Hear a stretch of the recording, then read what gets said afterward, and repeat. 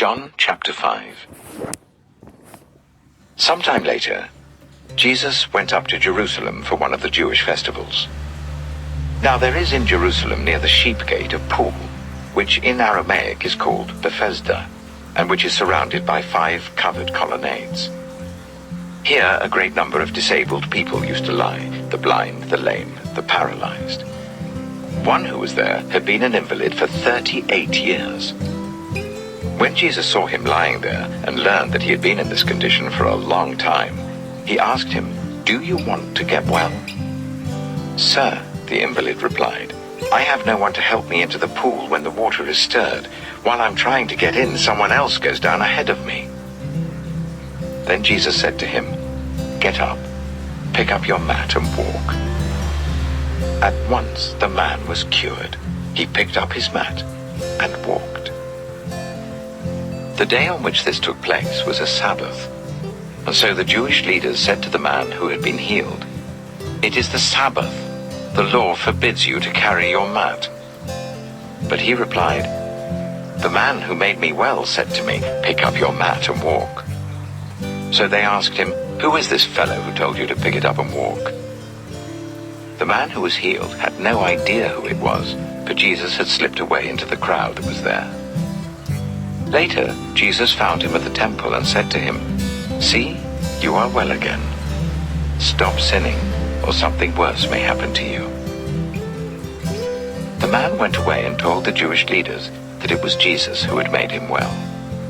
So, because Jesus was doing these things on the Sabbath, the Jewish leaders began to persecute him.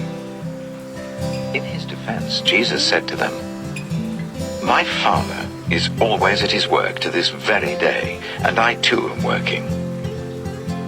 For this reason they tried all the more to kill him. Not only was he breaking the Sabbath, but he was even calling God his own Father, making himself equal with God. Jesus gave them this answer, "Very truly I tell you, the Son can do nothing by himself. He can only do what he sees his Father doing, because whatever the Father does, the Son also does. For the Father loves the Son and shows him all he does. Yes, and he will show him even greater works than these, so that you will be amazed. For just as the Father raises the dead and gives them life, even so the Son gives life to whom he is pleased to give it. Moreover, the Father judges no one, but has entrusted all judgment to the Son, that all may honor the Son just as they honor the Father. Whoever does not honor the Son does not honor the Father who sent him.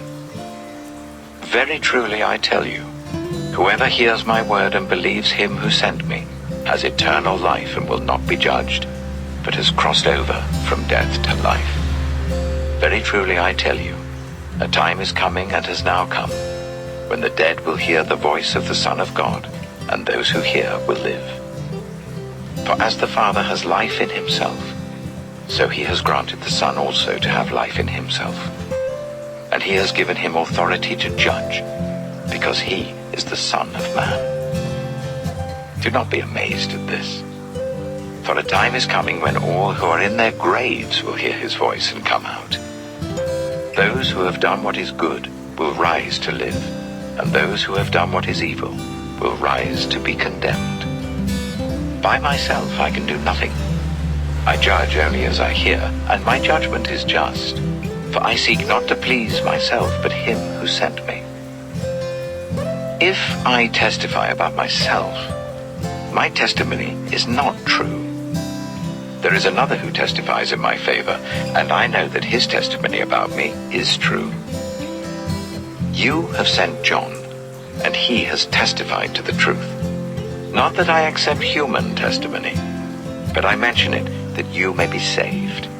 John was a lamp that burned and gave light, and you chose for a time to enjoy his light. I have testimony weightier than that of John, for the works that the Father has given me to finish, the very works that I'm doing, testify that the Father has sent me. And the Father who sent me has himself testified concerning me. You have never heard his voice, nor seen his form, nor does his word dwell in you, for you do not believe the one he sent. You You study the scriptures diligently because you think that in them you have eternal life. These are the very scriptures that testify about me. Yet you refuse to come to me to have life. I do not accept glory from human beings, but I know you. I know that you do not have the love of God in your hearts. I have come in my Father's name, and you do not accept me. But if someone else comes in his own name, you will accept him.